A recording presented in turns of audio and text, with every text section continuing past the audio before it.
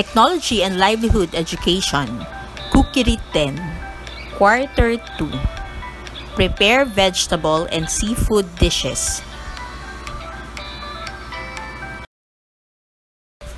Cookery Grade 10, Quarter 2, Module 3, Presenting Vegetable Dishes. Our topic is Lesson 1, Presentation of Prepared Vegetable Dishes. Food presentation is the art of modifying, processing, arranging, or decorating food to enhance its aesthetic appeal. It is also the best way for a chef to bring their personality into a dish. In like manner, the visual presentation of food often considered by chefs at many different stages of food preparation. From the manner of tying or sewing meats to the type of cut used in chopping and slicing meats or vegetables, to the style of mold used in poured dish. The food itself may be decorated as it elaborately iced cakes, topped with ornamental, sometimes sculptural consumables, drizzled with sauces, sprinkled with seeds, powders, or other toppings, or it may be accompanied by edible or inedible garnishes. Did you know that before the food ever touches your tongue, you've already tasted it? That may sound impossible, but we visually taste our food long before we ever taste it in our mouths. As you see a waiter carrying your plate to your table to begin deciding how the meal will taste based on how the food looks. In simpler terms, this visual tasting experience comes down to good or bad food presentation. As the saying goes, the eyes eats first.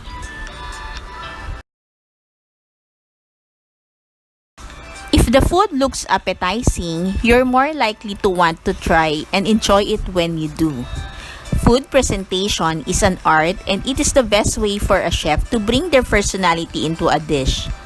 How you choose to present foods to your guests is an art form, and you get to choose what the art looks like. You can bring the culture of the food to the surface of the dish with traditional presentation, or make something totally unique with a more abstract technique. Presenting food is the key to pulling all 5 senses into the experience of eating. The following are the food presentation techniques. First is the proportioning. Correct proportioning of a dish is essential not only to its attractiveness, but it also plays an integral role in controlling the cost. The portion of each ingredient should be pre-decided and maintained while plating. In proportioning, choose the right plate size. Number 2 is or bowl size. The next food presentation technique is related to the way you put a dish together. It looks unprofessional if the plate is too small for the portion of food presentation technique. It can make the dish look messy and overcrowded. On the other hand, decorating the dish more served on a large plate seems can end up ruining and it, or make half inch of space between the food and the edge of the plate. In styling, position the main ingredients as the center of attention and make the other elements complement it rather than hide it. Also, pay attention to colors. Herbs and vegetables bring color and flavor to the dish. Play with colors and textures of the plates by adding different sauces.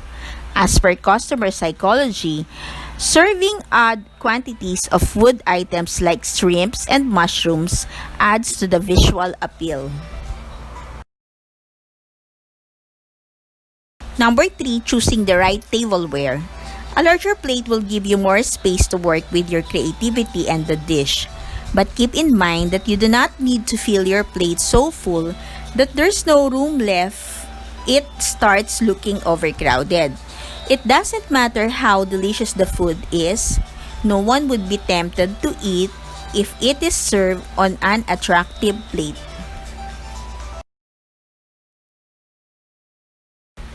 In choosing the right tableware, present your plates according to the occasion. Also, cracked or broken crockery can be real turn off for customers. Conduct a regular checks to replace any broken chinaware. Once you understand the intricacies of choosing tableware, you can experiment with different plate shapes, sizes, and colors. Many food presentation techniques include the use of plates of different shapes and colors. Modern style plating or contemporary plating is one of them. Number 4 is timing. Food plating is all about timing. Make sure you don't take too much time to decorate, modify, or plate a dish that it turns cold when it's supposed to be served hot or vice versa. Remember to include the plating time in the preparation of the dish and also inform your guests of the time it would take to serve. When you are bind, you can always follow the traditional pattern plating technique, dividing the plate as zones of a clock from the customer's point of view and then presenting the starch between 9 o'clock to 12 o'clock, vegetables between 12 o'clock to 3 o'clock, and protein between 3 o'clock to 9 o'clock. Number 5 is the garnishing. The garnishing process improves the texture and flavor of the dish. Though it sounds simple, this food presentation technique also requires care and precision. The taste and feel of the garnish will add to the texture of the dish. Hence, you must choose your garnish carefully and make sure you do not overdo it.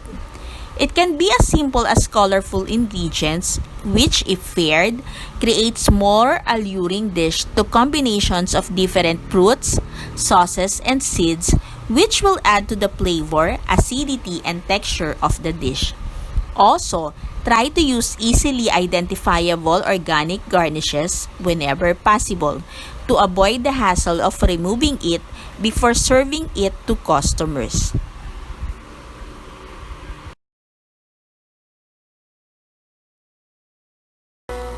A time to remember.